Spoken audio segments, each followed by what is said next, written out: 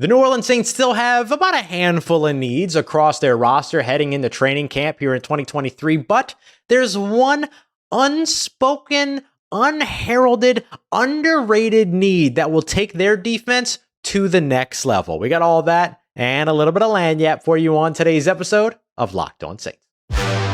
You are Locked On Saints, your daily New Orleans Saints podcast, part of the Locked On Podcast Network, your team every day.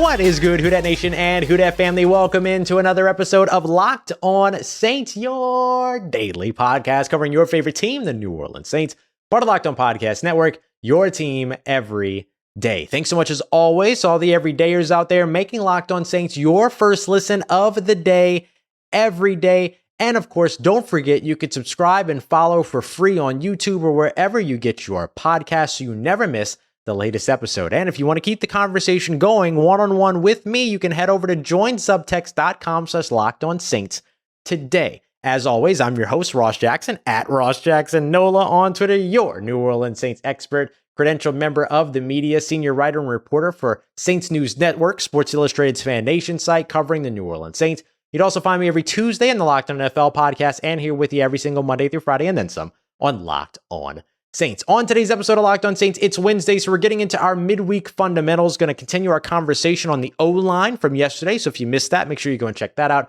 Take a look at gaps, blocking schemes, things like that, as well as a little bit of an understanding about how to understand where a play might be going simply based on a quarterback's dropback. So we got that coming up for you, but first, I want to take a look at some of the big remaining needs for the New Orleans Saints. So we're going to look at three big remaining needs that they have on their roster, but I want to kind of start off with a fourth and a number one here, which is the most underrated need that the Saints have on defense. And no, I'm not talking about an edge rusher. I'm not talking about a backup linebacker. We'll get to those in a little bit. I'm actually talking about something entirely different that we haven't really discussed here on the show. And usually when I come into these types of conversations, I have, it's some advanced analytics and some stats and stuff like that to back it up. Not today. Not today, because it's this simple.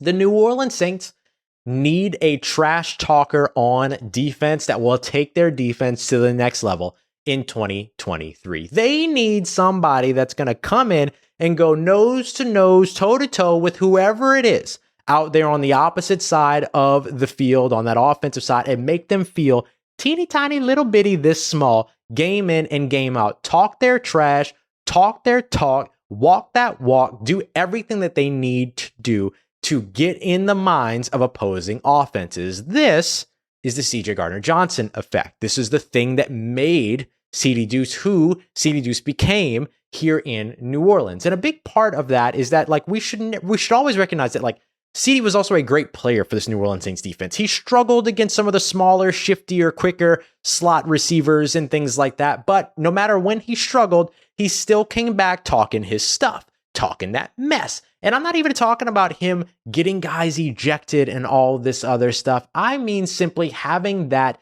confidence, that dog. Listen, there is no stat sheet or box score that includes trash talking. There's no end of year award for biggest dog on the field, but you want somebody on that defensive side to where if that award ever existed, in fact, we're going to make that award here on Locked On Saints. At the end of the 2023 season, hold me to it, we're going to do biggest dog on defense, biggest dog on offense, and do a whole show about it, awarding those players their comeuppance, the things that they deserve, the award that they deserve for being that guy. We need to see that for this New Orleans Saints defense.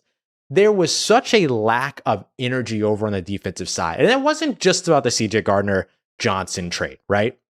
It was also injuries and inability to keep people on the field and all these other things, right? There was a whole lot of it, but you could feel that energy every now and then. And we should acknowledge that the Saints may not even have to go outside of their facility to find this. Guys like Smoke Monday, Alontae Taylor, and others should absolutely be in consideration to be this person. And we should recognize that this answer may already be on the roster, but what the need is for the Saints to be able to identify that and maximize that player in whatever position it might be.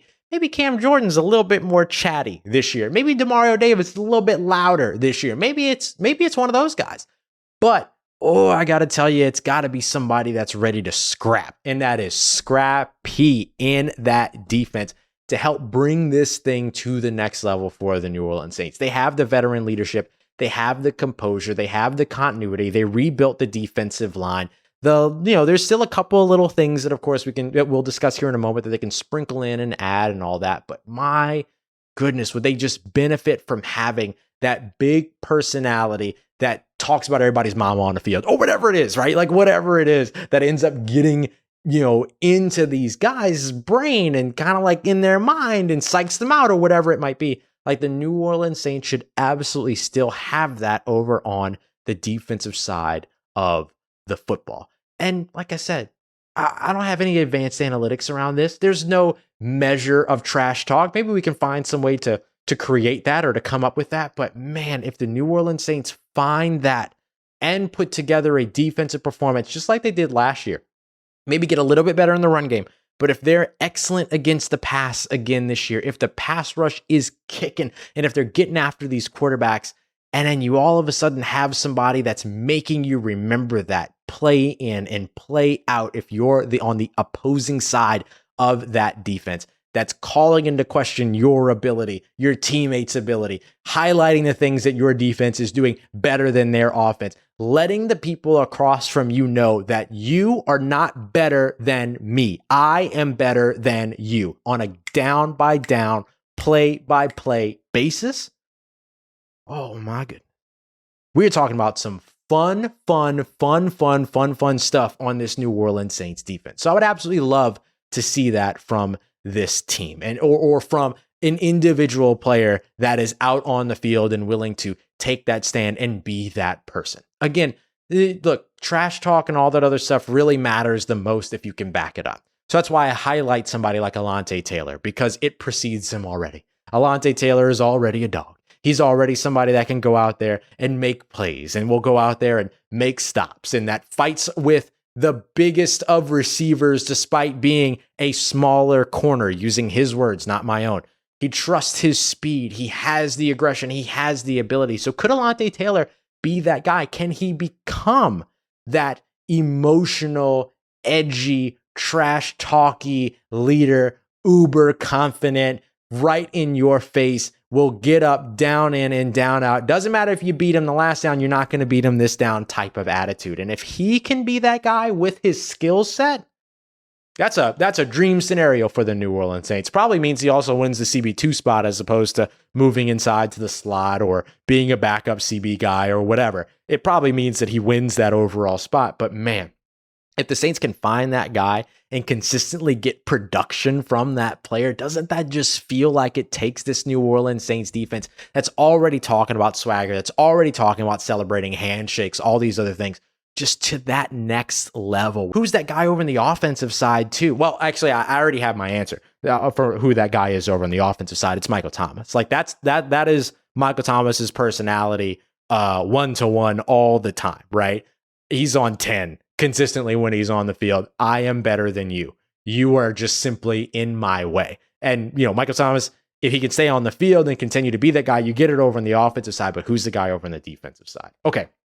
So that's my little archetype, right? That's my little thing that I think the New Orleans Saints could absolutely use. They need a dog. They need a trash talker. They need somebody that makes the people lining up across from them hate lining up across from them. That's exactly what the New Orleans Saints need. But they have some other standard needs as well. Okay, we can do the analysis part of all of this. I've got 3 big needs for the New Orleans Saints, 2 of which on the defensive side, 1 of which on the offensive side. We'll break that down as we continue on with today's episode of Locked On Saints, part of Locked On Podcast Network, your team every day. Today's episode of Locked On Saints is brought to you by FanDuel, America's #1 sportsbook. And if you've never used FanDuel before, oh boy, is now the time to get involved. You can take your first swing at betting the MLB on FanDuel by getting up to 10 times your first bet amount back in bonus bets up to $200. That's right. So let's say that you put down $20. You're going to end up landing $200 in bonus bets, win or lose. Don't even matter on your first bet. That's then $200 more that you can go and spend on betting everything from the money line to over-unders to who you think is going to hit the first home run. Whole bunch of stuff for you to get in on, all of which you can do on a safe, secure, and super easy to use app that will pay you out instantly. So all you have to do to sign up today is head over to fanduel.com/locked-on. So you're going to get up to $200 in bonus bets. That's fanduel.com/locked-on. FanDuel, official partner of Major League Baseball. All right, family, continuing on with today's episode of Locked On Saints. Thanks again, as always, making Locked On Saints your first listen of the day every day. For all the everydayers out there, tomorrow is Thursday, so that means we're getting back to position battles. We're going to take a look at edge rusher number 2. Who's going to be the guy to get the first start opposite Cam Jordan, but also who's going to be the guy to see the most reps opposite Cam Jordan? Those are probably two different answers. We're going to break them down in tomorrow's episode. Today, though, we're taking a look at some of the biggest remaining needs for the New Orleans Saints roster. We talked about that defensive player that's got that dog in him, that's going to be the trash talker, all that.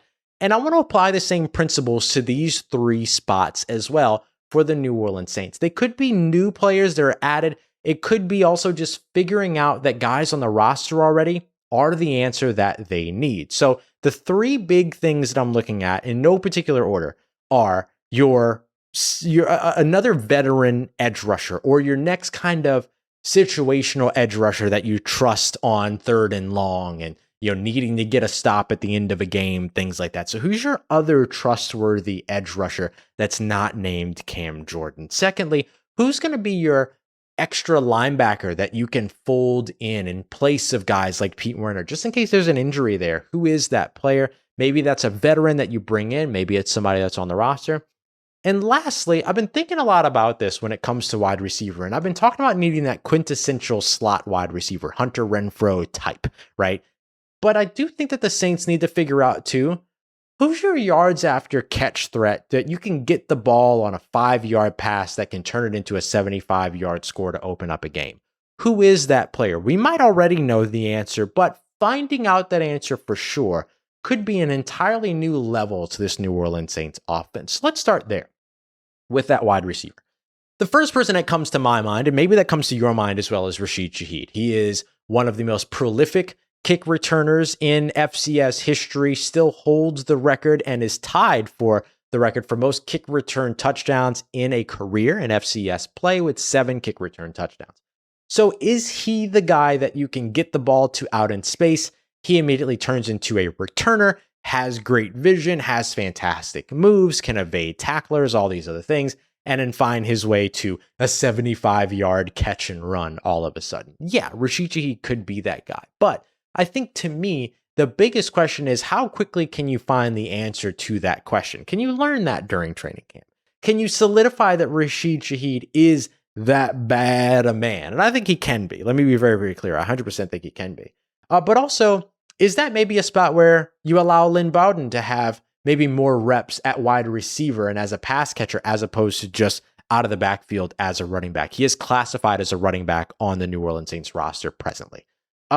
Is that a spot where maybe Chris Olave develops further as a yards after catch threat? We know that Michael Thomas can fight for some yards after catch because of his ability to catch a pass and immediately turn upfield and start working. But who's the game breaker where you get the ball in his hands and all of a sudden he's your Percy Harvin, your Deshaun Jackson, your Golden Tate? Who is that guy? The New Orleans Saints used to be a team that consistently led the league in yards after catch. This past year, they were about middle of the pack in that rate, which isn't bad. It's also not great, right? But that's the difference between having a 4,000-yard passer and a 4,500-yard passer, or potentially a 5,000-yard passer. Like even in Drew Brees' day, yards after catch were such a big part of what he did, even at his peak of being able to get down the field and all those other things. So when you've got Derek Carr under center, you know this is a guy that's been top 10 in the NFL in terms of completions, over 20 plus yards every single season for the last 3 seasons. Thank you to 33rd Team for that reference.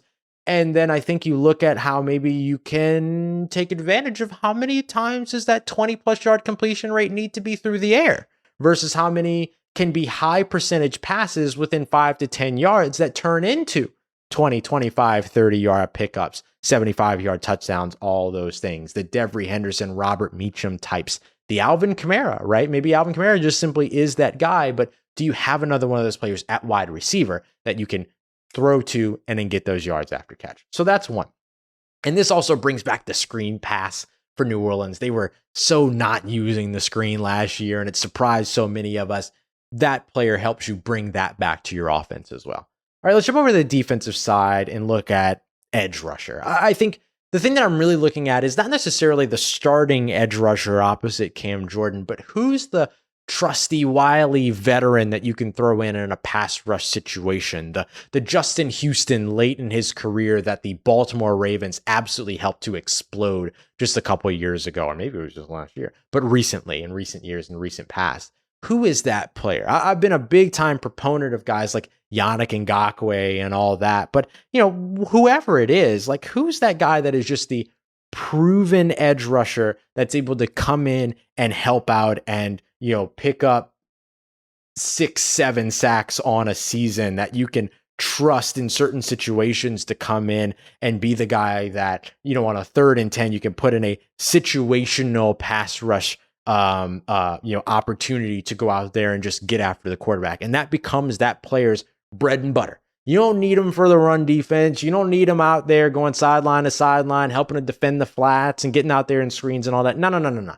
Who's the guy that you put out on the field and say, go get him? Who's that player? And that could be Peyton Turner. That could be Carl Granderson. That could be Tano Passanio. That could be Isaiah Foskey. Or you can go out there and find a veteran that can go ahead and get it done. Justin Houston is a free agent, in fact. So he was somebody that I named as an archetype for it, but maybe not only is he the archetype, the guy had 9.5 sacks last season in 2022. And he was able to do all of that off of being a guy that got mixed in situations, not being somebody that was out there every single snap, every single play or anything like that. He was just somebody that was like, all right, you have a job, now go do that job. Do the New Orleans Saints have that? And can that person come out enough for them to see it? Or do the New Orleans Saints need to go and find that player? And could Justin Houston even be that player? I'm looking back at his pass rushing snaps. So 306 last season was the lowest in his career since 2011, his rookie year, where he went 206. So that was the goal with him, was to save him effectively and utilize him in those pass rushing situations. He had 423 total snaps last year, Justin Houston did, in that Baltimore defense. 306 of them were pass rushing snaps, 24 were in coverage, and only 93 were in run defense snaps. They put that dude out on the field and said, go get you a quarterback. And the New Orleans Saints could absolutely use that player as well. Lastly, that mix-in linebacker that can come in and maybe help to generate some second level pressure.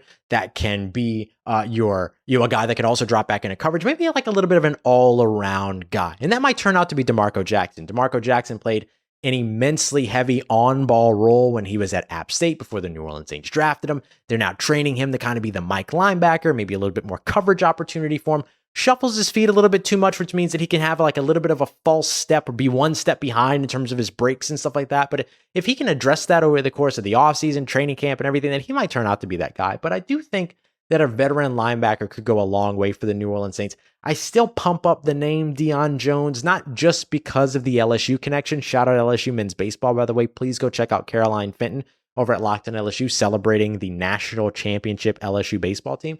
But also, he's somebody that has a connection with Joe Woods. He played for the Browns defense last year. Joe Woods was the defensive coordinator there. The big question, though, is is Dion Jones willing to come in and play a second linebacker role, a third linebacker role behind guys like Demario Davis and Pete Werner and be a situationally deployed player? Or is he looking for a starting opportunity? I wouldn't blame him for looking for a starting opportunity first. But if that opportunity doesn't come on, big fella. There's a lot of opportunity for you here in New Orleans. So those are some of the three kind of not just positional needs, but archetype needs, archetypical needs that say here's specifically what the New Orleans Saints can use from that position. So I hope that was it was fun for me, so I hope it was fun for you. All right, so coming up next, though, we're going to dive into our midweek fundamentals, breaking down the offensive line, gaps, blocking schemes, basic stuff, but also how to know where you think the ball might go based on how far a quarterback drops back. Yeah, it really is sometimes that simple. Got that coming up for you as we continue on to wrap up today's episode of Locked On Saints, part of Locked On Podcast Network, your team every day.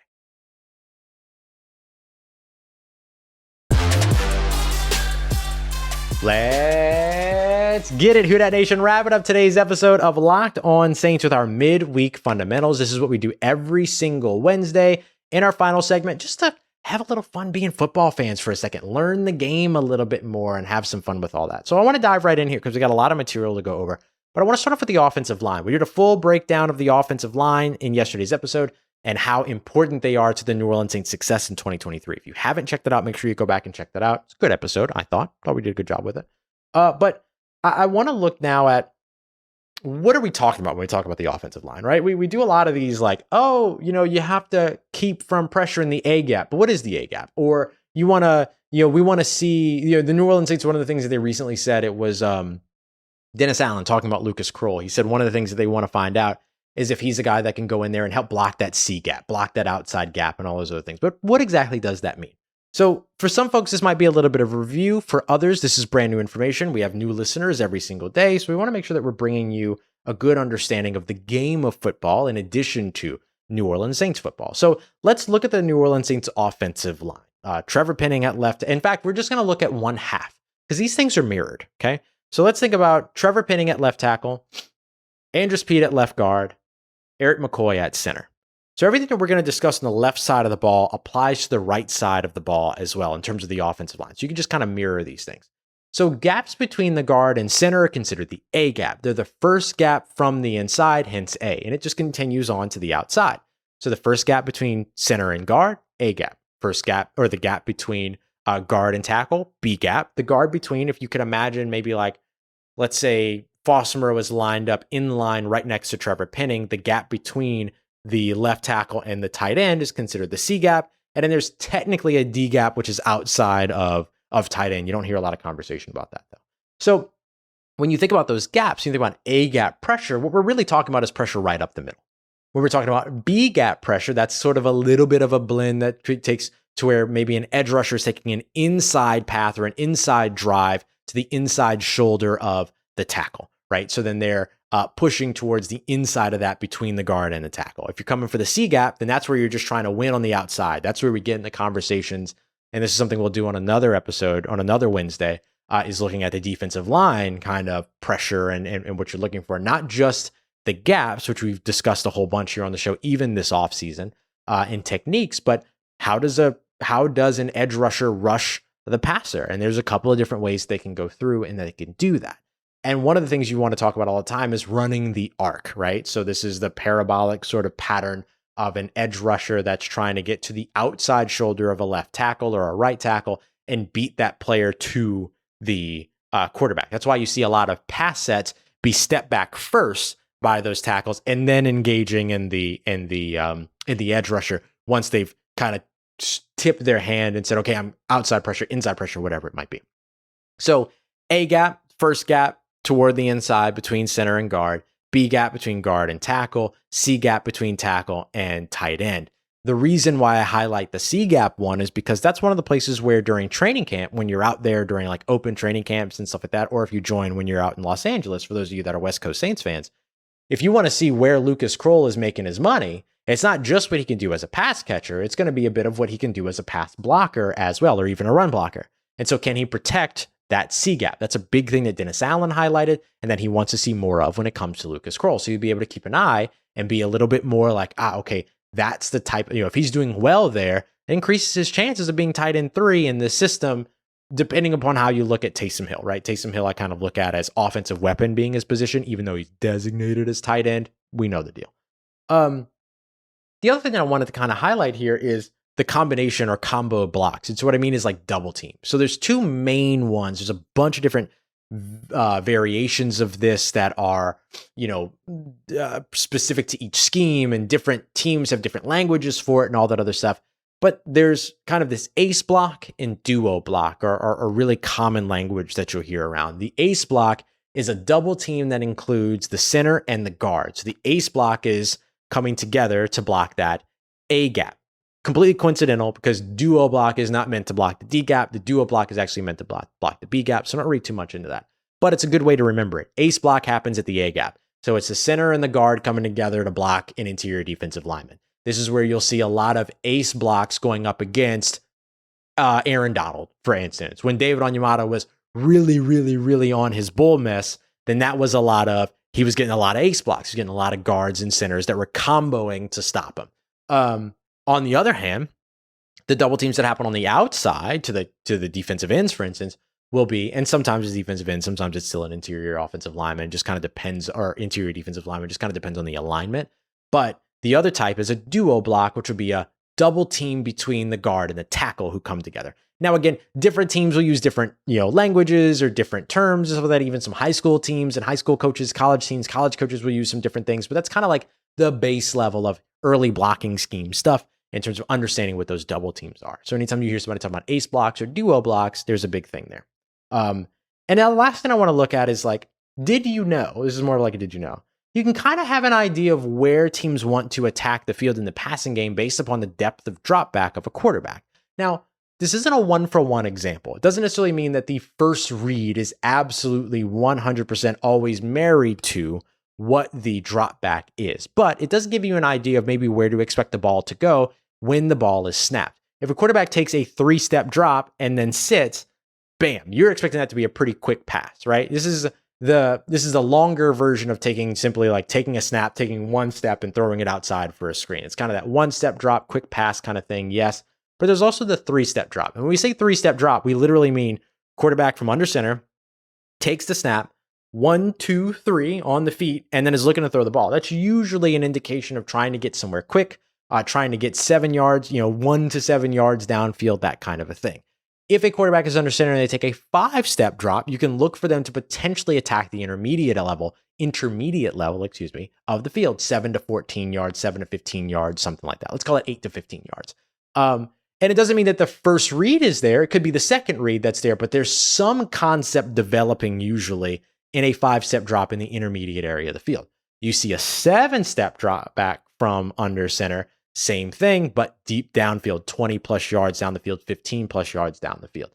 Now, again, doesn't mean that that's the first read. The first read might be a quick check underneath to see if it's a cover 4 and all of a sudden one of those corners is bailed and the flats are wide open and a linebacker is playing catch up with a running back, bam, dump the ball off and then let that running back get upfield because the corner has been carried upfield by the wide receiver, for instance. So that might be the first read. But if something happens and that corner is all of a sudden sitting down and squatting down and isn't getting the depth that they need, then all of a sudden there's probably a deep concept of some sort, whether it be crossing routes or different things that impact one another, like a dagger concept, which is the outside receiver running deep down the field and then the slot receiver running an out on the same side of the field, which allows you to potentially pull one of those corners down or pull a safety down, or maybe a safety gets too much depth or a corner gets too much depth focused on the fly route or the 9 route, and then all of a sudden you can hit that out route that's coming in underneath. So there's a lot of different concepts that maybe go downfield that 7-step drop back will end up impacting. You can see the same thing in shotgun with a 1-step drop, a 3-step drop, and then maybe like a little bit of a 5-step drop, but those are pretty rare. To where you can see sort of, okay, they're clearly trying to see if something's going to develop downfield, whether first read or not. So just a quick kind of overview. And the reason why that's important is because if you're dropping back on a 7-step drop, that means that you have to have the right amount of depth from your tackles in terms of them getting into their pass sets. If they don't get enough depth, then they might get beat toward the outside. If they get too much depth, then you might see an edge rusher come toward the inside and then get after that quarterback. So an offensive line has to be able to adjust how long it blocks, the technique that they use, their pass sets, all these other things will have to adjust based upon the drop of that quarterback and trying to keep that pocket nice and neat so that they're able to step up off of a 7-step drop if they do want to get the ball down the field and all those things. So all these things work in concert with one another. The strategy of an offensive line, the drop back of a quarterback, the routes and where they're developing on the field, upfield, downfield, whatever. And also what your backs are doing. Is somebody coming up to help block, or are they blocking and chipping and going and all these other things? So there's lots of different ways that all of this kind of works in concert with one another, but is an example of why the offensive line needs to have their stuff together if an offense wants to be successful. All right, y'all, I appreciate you as always for making Locked On Saints, all you everydayers out there, making us your first listen of the day every day. Can't wait to be back with you tomorrow. It is Thursday, so we're getting into more of our position battles. Who's going to be the guy to get the first start opposite Cam Jordan on the defensive line at edge rusher? But who's going to be the player to get the most snaps right behind Cam Jordan at the same position? I think there's two different answers, so we'll break them both down in tomorrow's episode of Locked On Saints. Thanks so much for making us a part of your day, part of your routine, for saying yes to me and the show. As always, if you see me, please say hi. And if you need anything else around your New Orleans Saints in between these episodes, make sure you follow me on Twitter at Ross Jackson, NOLA. Hit me up. Let me know how the family's doing. Let me know how you're living. Let me know how you're momming them. And trust Who Dat Nation, I'll holla at you.